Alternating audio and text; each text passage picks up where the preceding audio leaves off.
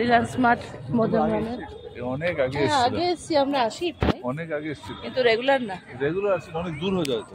স্পেন্সারটা তো বাড়ির সামনে। গাড়ি পার্কিং সিস্টেম কেন?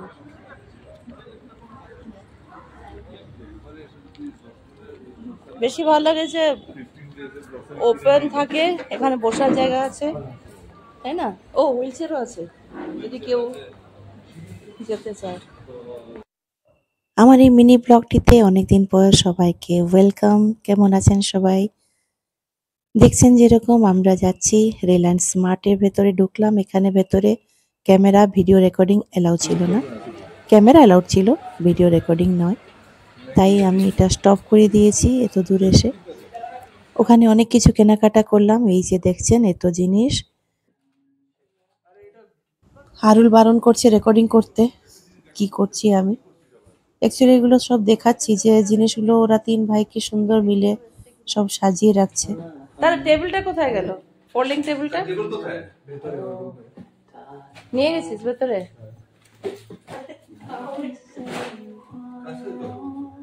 ফ্রেন্ড সঙ্গে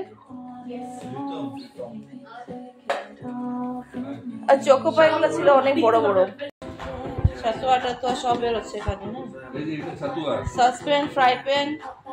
তুই সার্ফ আবার ছাতুয়া ভেবে খেয়ে নিস না, ঠিক আছে?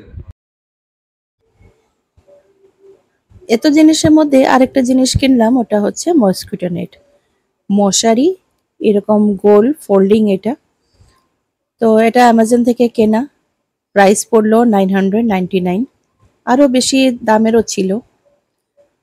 আর এর মধ্যে আমার পাওয়ার কাট হয়ে গেছে, আপনাদেরকে ওই রকম অন্ধকারই ওটা দেখতে হচ্ছে।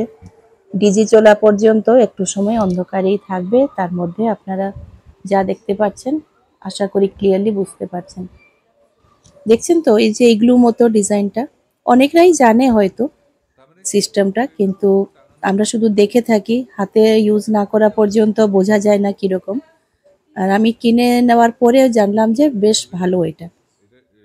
ম্যাট্রেসের নিচে দেওয়ার জন্য তার সাইডে কর্নারগুলোতে বড় বড় ফিতে লাগানো আছে, যেটা কি ম্যাট্রেসের নিচে ভালোভাবে রয়ে যাবে আর ম্যাট্রেসটার কর্নারটা বেরিয়ে থাকবে।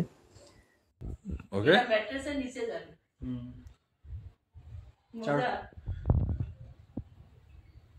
আর ছোট সময় ইয়ে করতাম, টেবিলের নিচে এরকম কাপড় দিয়ে খেলতাম। হাইটও ভালোই আছে মানে। আমরা খেলতাম না, মেয়েরাই খেলে এগুলো বেশি, ছেলেরা খেলে আমরা এরকম খেলা খেলিনি কখনো। ওটা মেয়েদের খেলা, আমি আর আমার বোন খেলতাম। ঠিক আছে, ছেলেদের তো নষ্ট করা বুদ্ধি, ওদের কি। এদিকে বানিয়ে নিলাম ঝটপট করে চিকেন বিরিয়ানি। এই যে দেখছেন চিকেন বিরিয়ানি মশলা সোহানার। এরকম আমার কাছে অনেকগুলো মশলা থাকেই প্রায়, যেটা খুব তাড়াতাড়ি রান্না করতে সুবিধা হয়। তো এই মশলাটা হচ্ছে ড্রাইড, মানে ফ্রাই করে ড্রাইড। আর তার সঙ্গে শুধু পেঁয়াজ রসুন আদা থেতো করে দিয়ে দিলেই চিকেনটা রেডি হয়ে যাবে। অলরেডি সব দেওয়া থাকে মশলার ভেতরে, শুধু ভাতে যখন মেলাবো তখন আমাকে ইত্তার আর কেওড়া জলটা দিতে হয়, বাদ বাকি সব কিছু ওর সঙ্গেই থাকে মশলাতে।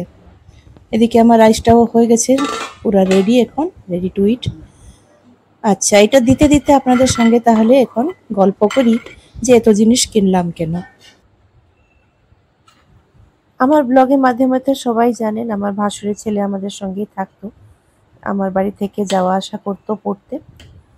কিন্তু এখন থেকে তার জন্য একটা পেইং গেস্টের ব্যবস্থা করা হলো। যেহেতু তার ইউনিভার্সিটিটা আমার বাড়ি থেকে অনেকটা দূরে, যেতে 1 ঘন্টা লাগে, ফিরতে 1 ঘন্টা, বাদ বাকি ক্লাস করে বাড়ি ফিরতে ফিরতে তার বেজে যায় 7:30। তখন এসে আর পড়ার এনার্জিও থাকে না, টায়ার্ডও হয়ে যায়। আবার সকালে উঠে 6:30 7টার সময় বেরিয়ে যায়। তার বাবা মা পক্ষে তো সম্ভব না এত দূর থেকে গুয়াহাটিতে বসে এখানে সব ঠিক করা। তাই ওরূপ গিয়ে সব দেখে আসলো, সব জায়গা আমিও গেছিলাম, সব দেখে শুনে আমরা ঠিক করলাম ওইটাই বেস্ট হবে।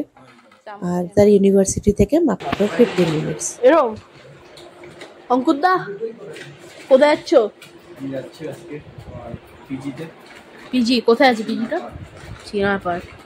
সব কিছু নিয়েছো? কিছু নিয়েছি। এই ব্যাগগুলোতে কি আছে? এগুলোতে আছে packaged food, chocos, peanuts, Pringles, show daily use items, clips, face wash, hand wash, saucepan, hanger, machine rod. এইটাতে কি এনেছো? এটাতে আমার কাপড় আছে, কাপড়। Uniform and my household clothes. ও এটা বালিশ। জর্দানো বালিশ, এটা আমার বালিশ, হুম, এটা আমার মশারি, স্টাডি টেবিল কাম ল্যাপটপ টেবিল, এটা দেখিয়ে দাও।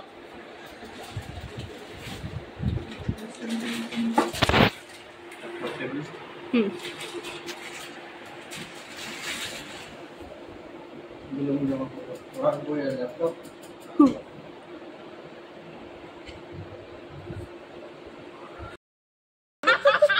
কি করলো? এদিকে ভাইদের ভরত মেলার মধ্যে ঋষি দুষ্ট তার গালে গিয়ে চেটে দিয়েছে।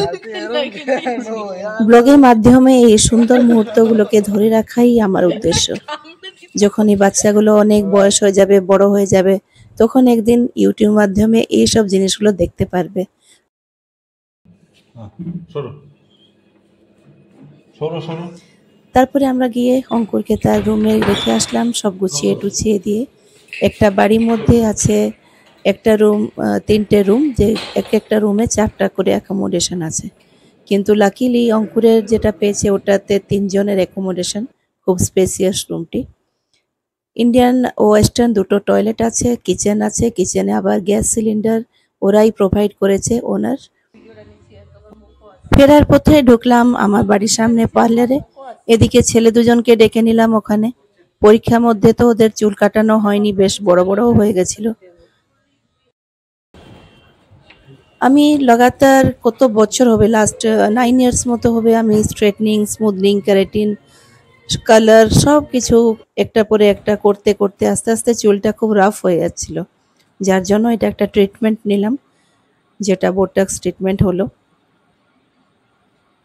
আজকাল প্রতিটি বাড়িতে শুনবেন চুলের সমস্যা, ছেলে হোক, মেয়ে হোক, বাচ্চা হোক, যেই হোক না কেন, হেয়ার ফল, হেয়ার থিন হয়ে যাচ্ছে, এইরকম সমস্যা সবারই আছে। লাইফস্টাইলই আমরা নিজেদের চেঞ্জ করে ফেলেছি, খাওয়া দাওয়া চেঞ্জ হয়ে গেছে।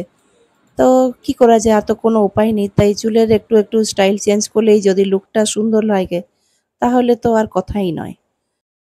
আপনার কমেন্টে অপেক্ষাতে থাকবো, অবশ্যই জানাবেন কিরকম লাগছে, তাহলে আমি নেক্সট টাইম আবার চেঞ্জ করে দেব যদি এটা ভালো না লাগে। বাকি যারা দেখছেন সাবস্ক্রাইব করেননি, তাড়াতাড়ি করে নিন। ভালো থাকবেন, টেক কেয়ার।